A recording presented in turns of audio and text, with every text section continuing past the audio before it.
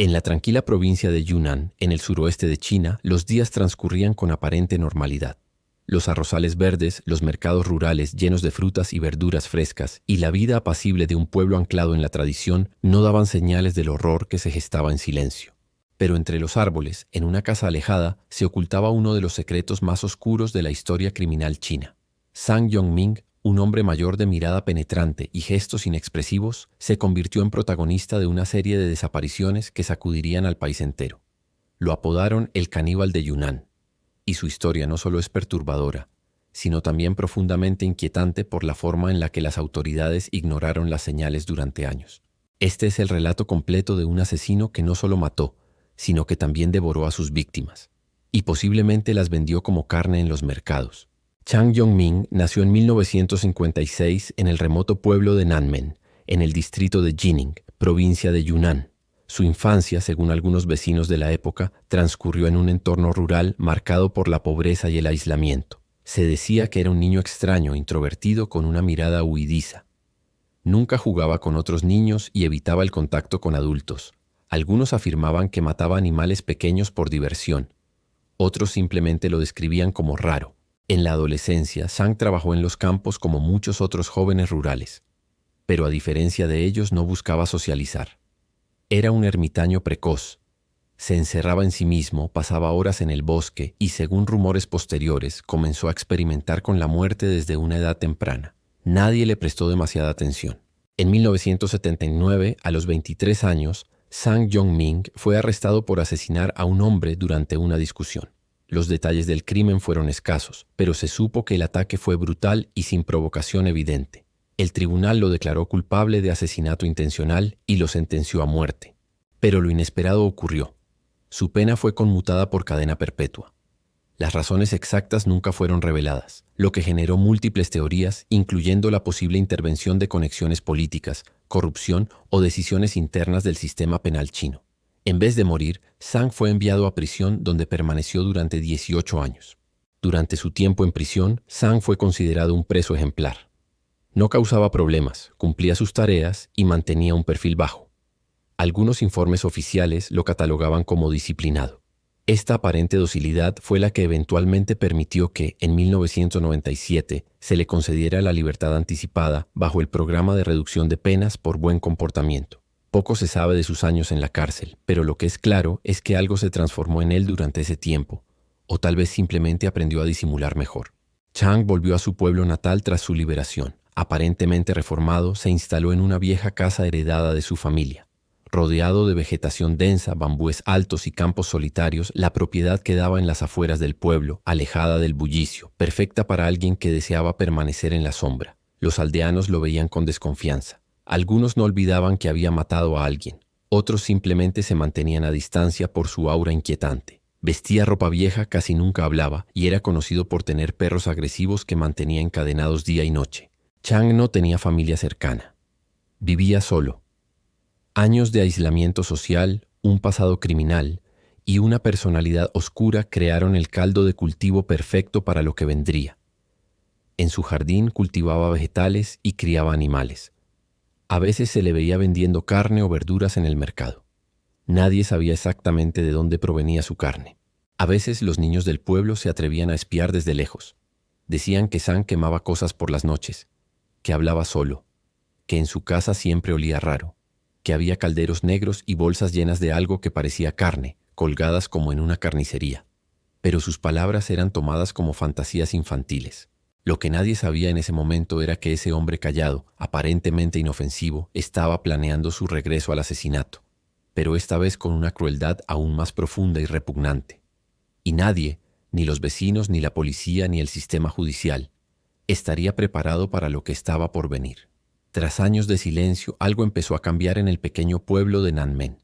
Entre 2008 y 2012, una secuencia inquietante comenzó a emerger.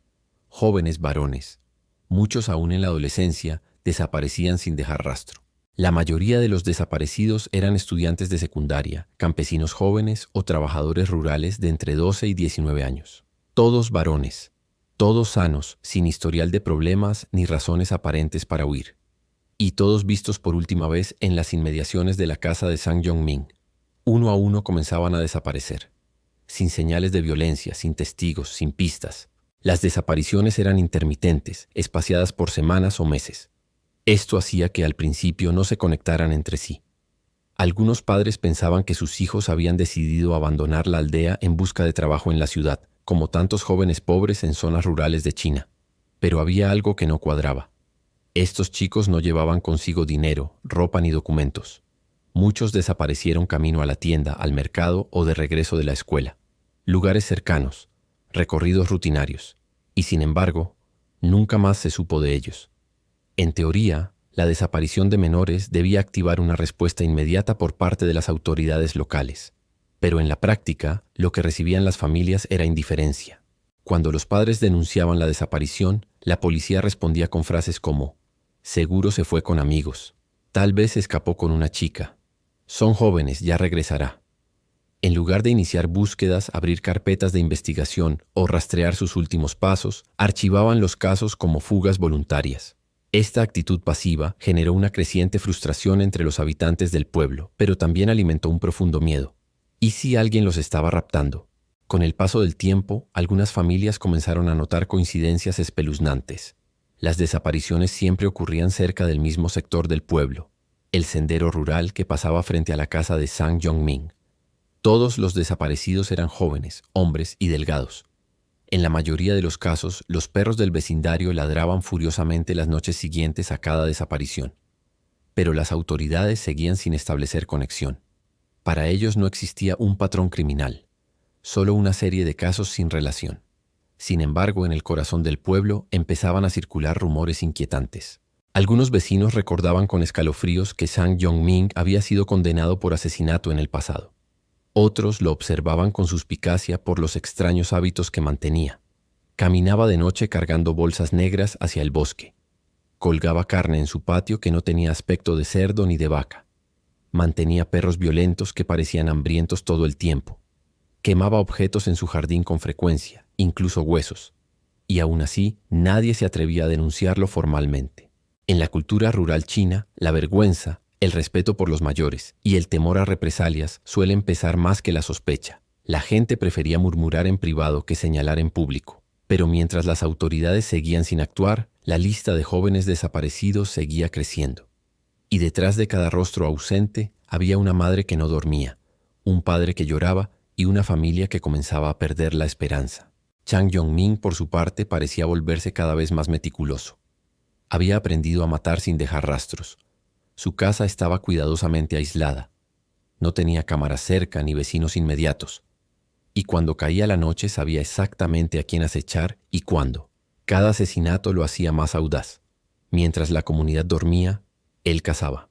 Con el paso de los meses y tras varias desapariciones sin resolver, el aire en el pueblo de Nanmen se volvió denso, irrespirable. La gente ya no dejaba a sus hijos caminar solos. Muchos evitaban pasar por el camino que conducía a la vieja casa de Zhang Yongming. El miedo no tenía rostro, pero todos comenzaban a sospechar del mismo hombre. Uno de los elementos más inquietantes fue lo que los vecinos veían colgado en el jardín de Zhang. En el interior de su propiedad, rodeada de árboles de bambú y una cerca de alambre oxidado, colgaban tiras largas de carne, como si fuera carne seca tradicional, un alimento típico en zonas rurales de China. Pero algo no cuadraba. Los aldeanos más experimentados sabían reconocer carne de cerdo, res o ave, pero aquella carne era distinta, más oscura, más delgada, con vetas extrañas. A veces despedía un olor agrio, casi metálico. Y lo más perturbador, colgaba en épocas en que no había animales sacrificados en la región. Zhang, cuando era cuestionado, decía con una sonrisa forzada: «Es carne de avestruz, me la envían desde un primo que trabaja en el sur». Nadie tenía cómo contradecirlo, pero nadie le creía del todo. Otra señal inquietante era el comportamiento de sus perros. Zhang tenía varios animales encadenados en el patio, perros musculosos y agresivos, entrenados no para compañía, sino para intimidar. Algunos vecinos aseguraban que tras cada desaparición en el pueblo, los perros de Zhang se volvían especialmente frenéticos. Ladraban durante horas, se peleaban entre ellos, devoraban huesos y trozos de carne con una desesperación salvaje. Una mujer del pueblo, vendedora ambulante, dijo haber visto una vez cómo uno de los perros tenía un fragmento de lo que parecía ser una mano humana. Nadie le creyó, o más bien nadie quiso creerle. Sang solía ser visto arrastrando bolsas negras grandes, similares a las de basura industrial, por senderos cercanos al bosque. A veces las llevaba al río, otras las arrojaba en pozos abandonados. Los niños que lo espiaban desde los matorrales decían que se detenía cada pocos metros para mirar a su alrededor antes de continuar. También comenzó a llamar la atención el hecho de que quemaba cosas casi cada semana. Olores fétidos, como de carne en descomposición, se esparcían desde su jardín hacia las casas cercanas. Los ancianos lo atribuían a supersticiones o limpiezas espirituales, pero algunos jóvenes empezaron a hacer preguntas incómodas. Y no solo eso. Quienes se atrevían a acercarse a su casa, ya fuera por curiosidad, por venta ambulante o por error, relataban haber visto frascos de vidrio en los que Sang almacenaba lo que parecían ser huesos, trozos de carne en líquidos oscuros o utensilios cubiertos con telas manchadas. Una de las escenas más inquietantes la describió un joven que pasó cerca de su ventana. Vi algo colgado que parecía una mano. Pensé que era una raíz, pero tenía uñas. Me fui corriendo.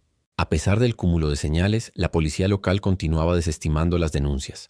No había pruebas formales, decían. No podían allanar la casa sin una orden judicial y no existía causa probable. La burocracia y el desinterés institucional eran el refugio perfecto para Sang. Mientras el pueblo se asfixiaba en rumores y miedo, él seguía cazando, cocinando y vendiendo.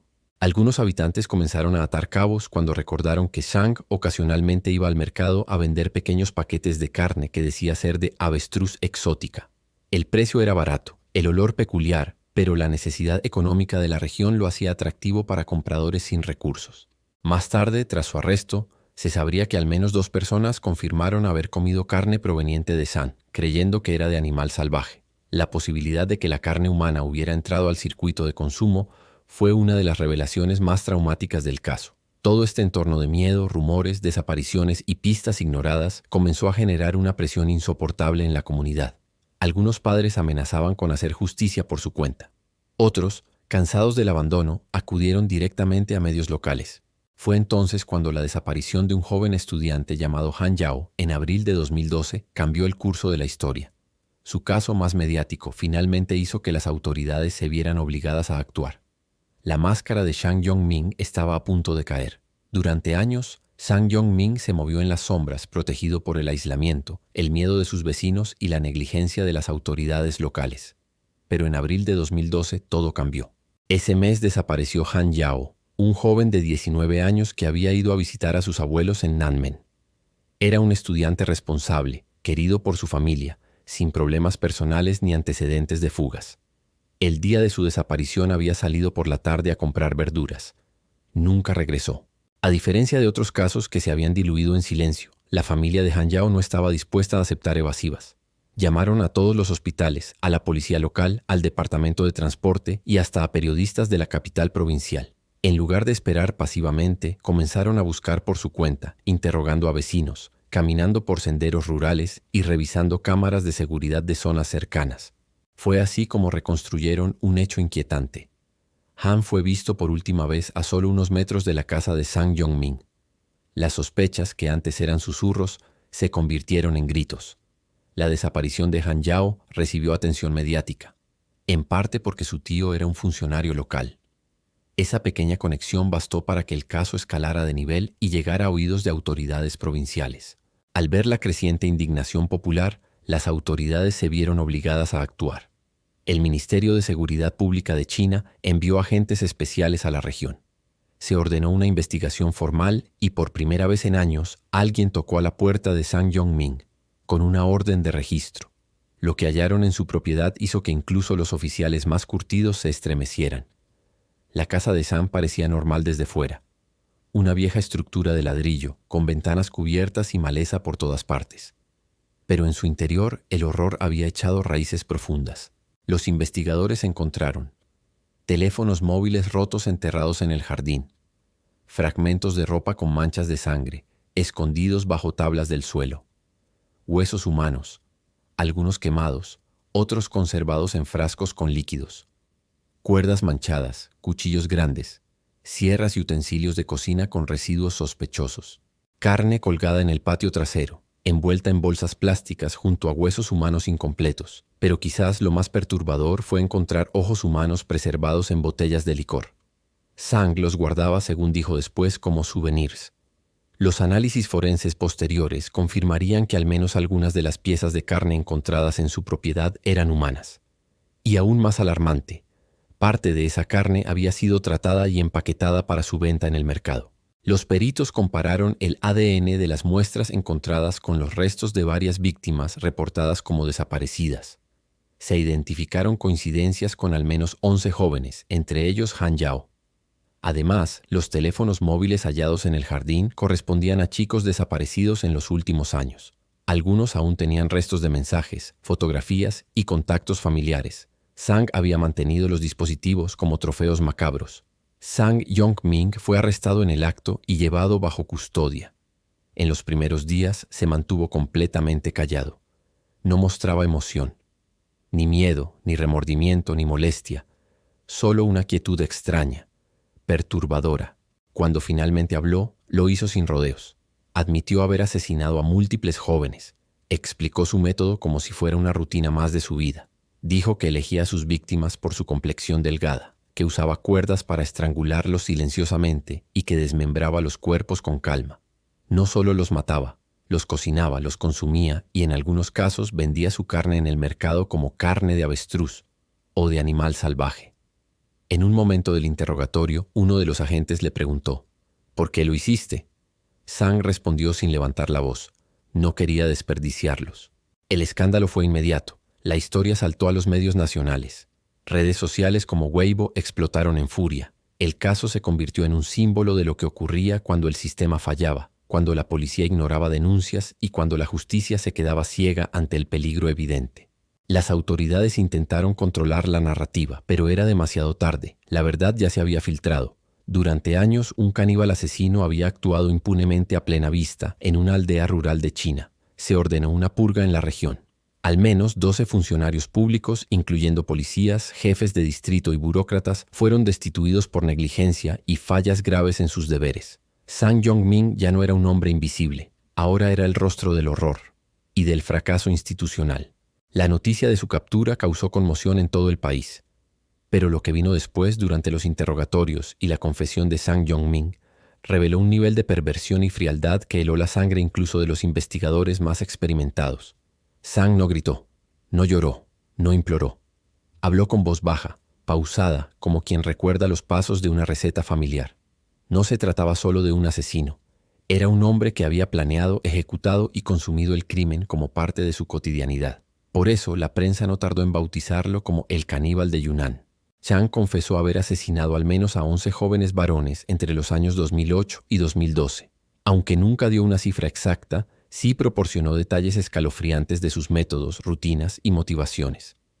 Dijo que elegía víctimas jóvenes porque su carne era más tierna, que observaba sus movimientos durante días antes de atacar, que conocía los horarios de la escuela local y los trayectos más solitarios. Siempre buscaba momentos en los que los chicos estuvieran solos, preferiblemente al anochecer.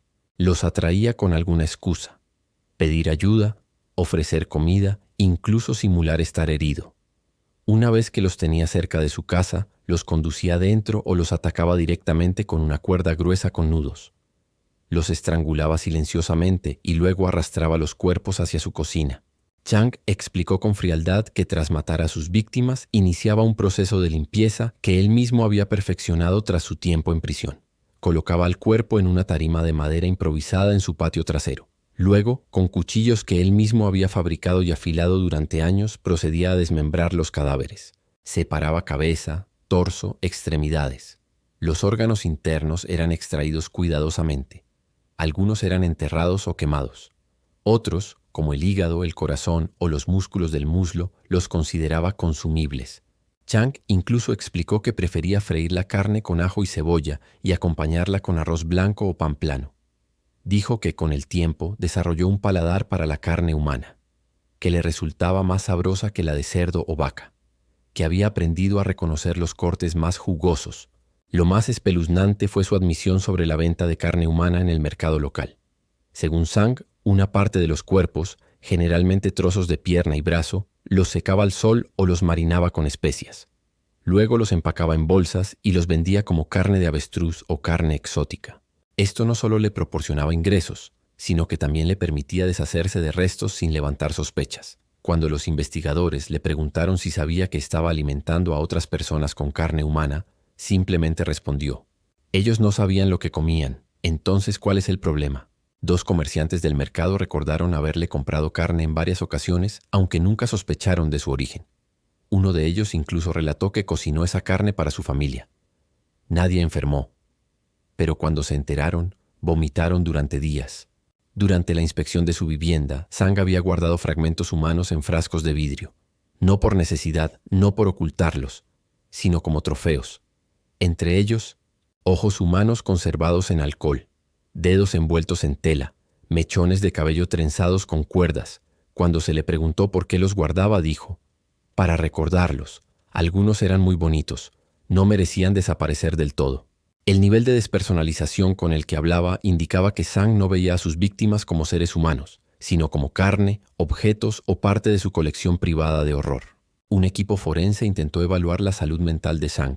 Aunque presentaba rasgos de psicopatía grave, como ausencia de remordimiento, narcisismo, control emocional y una completa falta de empatía, no fue diagnosticado con enfermedad mental incapacitante. En otras palabras, era plenamente consciente de lo que hacía, y lo hacía porque quería hacerlo.